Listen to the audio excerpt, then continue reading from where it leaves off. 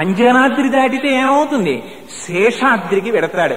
ప్రపంచాన్నంతటినీ భగవన్మయంగా చూసేటటువంటి స్థితికి వచ్చేసాడు అనుకోండి, వాడికి రాగద్వేషాలు ఉండవు, వాడికి ఎవరి పట్ల క్రోధం ఉండదు, ఎవరి పట్ల శత్రుత్వం ఉండదు.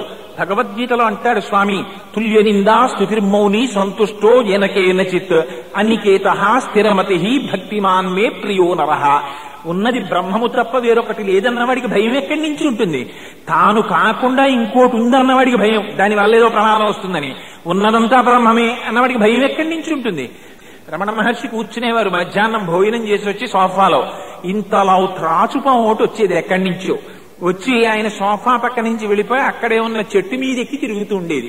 రమణ మహర్షి ఆ సోఫాలో కూర్చొని తల పంకిస్తూ దాన్ని చూస్తూ ఉండేవారు. 2 రోజులు అయిపోయింది, ఎవ్వరూ ఆ టైంలో వచ్చేవారు కాదు, భయపడి.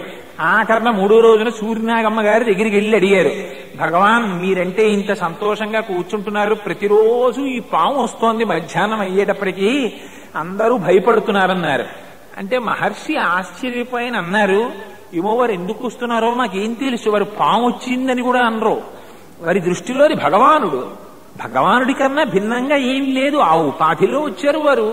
అందుకని ఏమో వారు ఎందుకు వస్తున్నారో మనకేం తెలుసు, మేము భోజనం చేసి వచ్చి కూర్చుంటున్నాం, వారు వస్తున్నారు, చెట్టు ఎక్కుతున్నారు, అలా తిరుగుతున్నారు, వెళ్ళిపోతున్నారు అన్నారు. అంటే వాళ్ళు అన్నారు, స్వామి మీరు ఇలాగే మాట్లాడతారు, కానీ మాకు ఇంకా ద్వైతం ఉంది కదా, అందుకని మాకు భయం, అందుకని మీరు ఒక్కసారి చెప్పండి అన్నారు. అంతా బ్రహ్మమైన వాడికి చూపుతో చాలు.